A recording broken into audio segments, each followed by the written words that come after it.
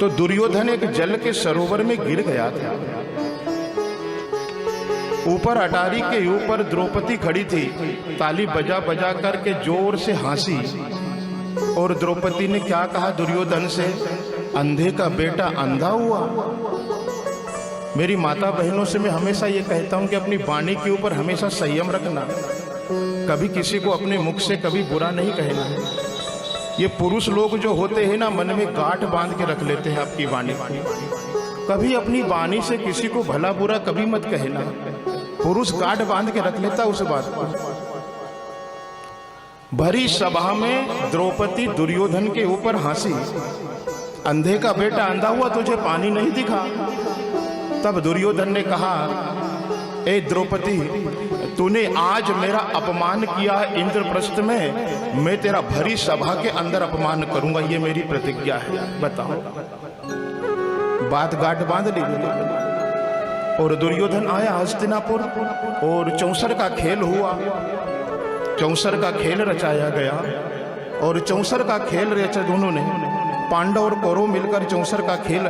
पापी कपटी शकुनी ने कपट के पासे फेंके हो, कपट के पासे फेंके और महाराज युधिष्ठिर का सब छीन लिया।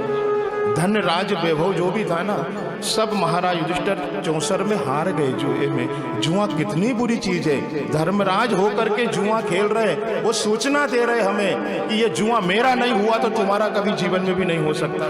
ध्यान रखना, युधिष्ठिर धर्मराज है, सब हार गए। हारने के बाद में जब कुछ नहीं बचा तो चारों भाइयों को दांव पे लगा दिया हो।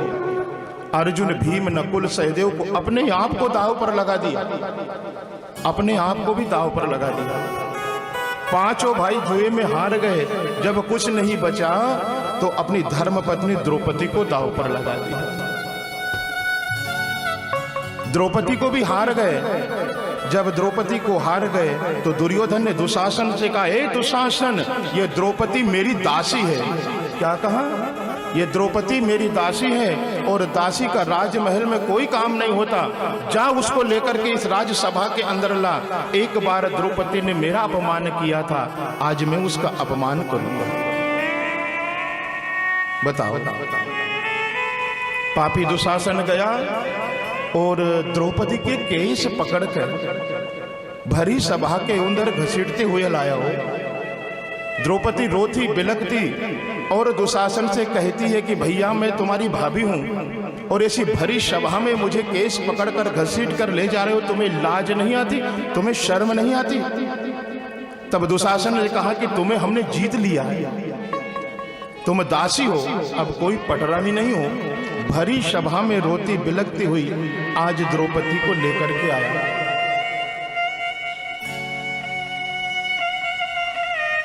दुर्योधन ने आदेश दिया, ए दुशासन, ये द्रौपदी ने भरी सभा में मेरा अपमान किया था, आज एक काम कर, इसको भरी सभा के अंदर निर्वस्त्र कर दे। दुशासन ने द्रौपदी की साड़ी का पल्लू पकड़ा।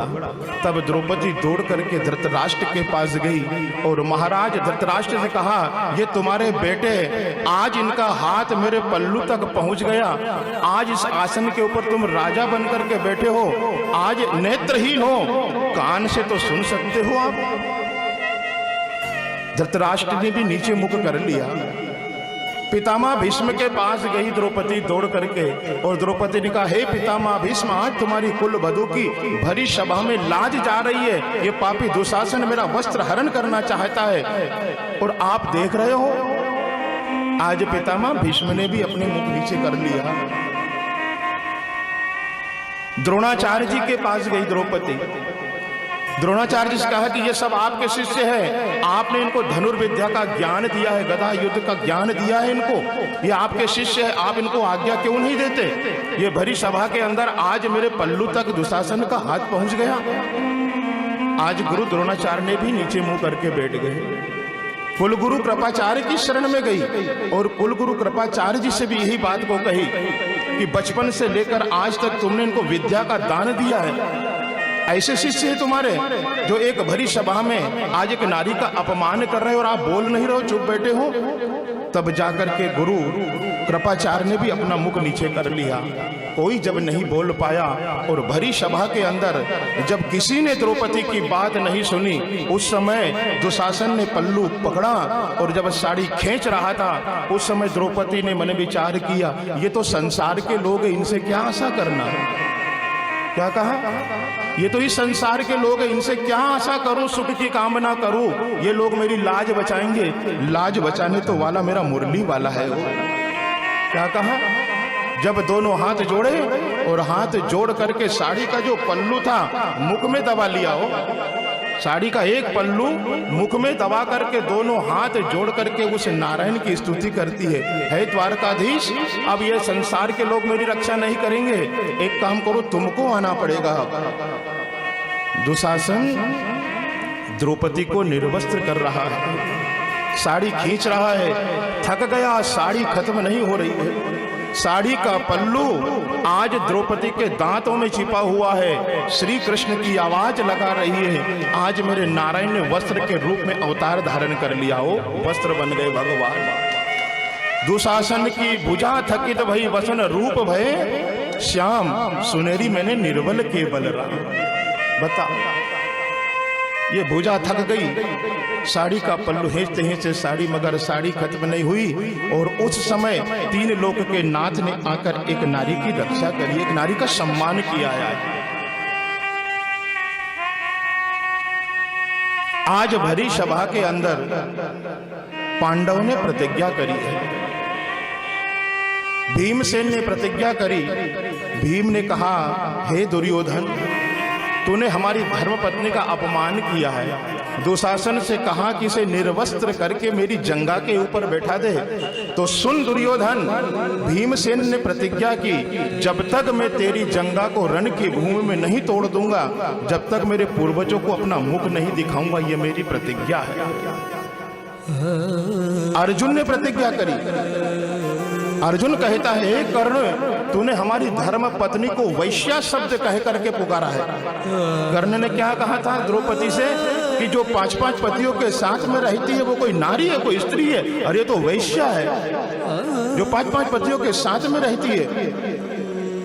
तब अर्जुन ने कहा कि रण की भूमि में जब तक है कर्ण तेरा सिर नहीं काट दूंगा, मैं भी अपने पूर्वजों को मुख नहीं दिखाऊंगा।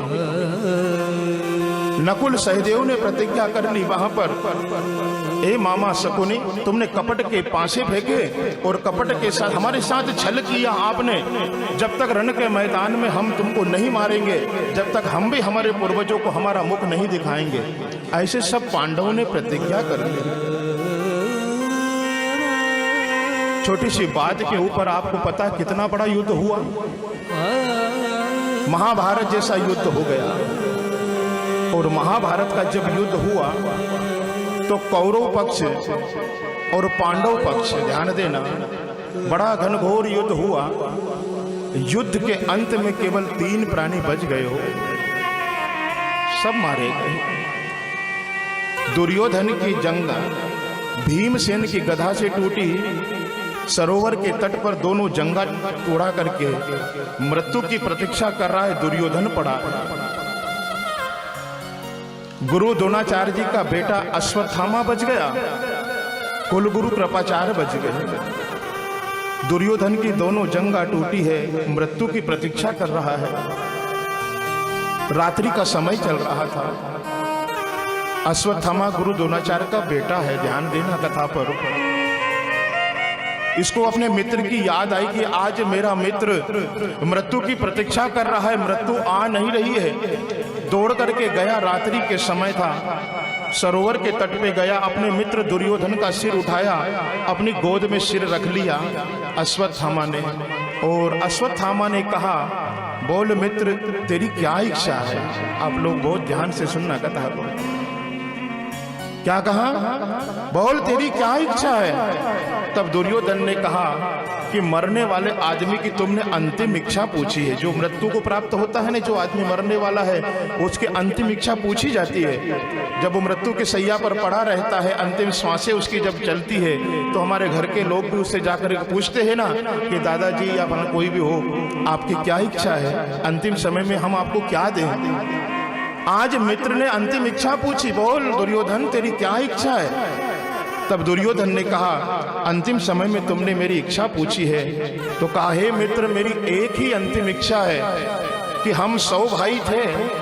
क्या कहा? दुर्योधन कितने भाई? 100 थे ना पूरे कौरव। गांधारी के 100 बेटे थे पूरे, दुर्योधन 100 और पांडव 5। हे मित्र हम 100 भाई थे, एक भी नहीं बचा। आओ, सब मृत्यु के घाट पे उतर गए।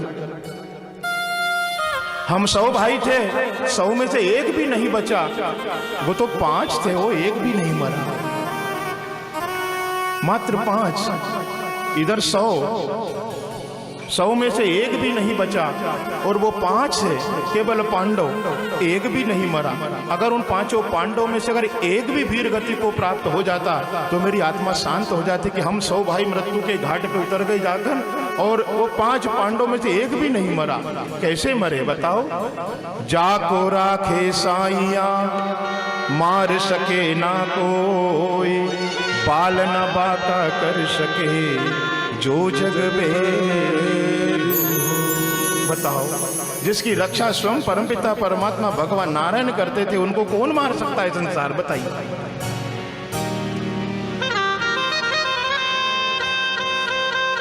अश्वत्थामा समझ गया,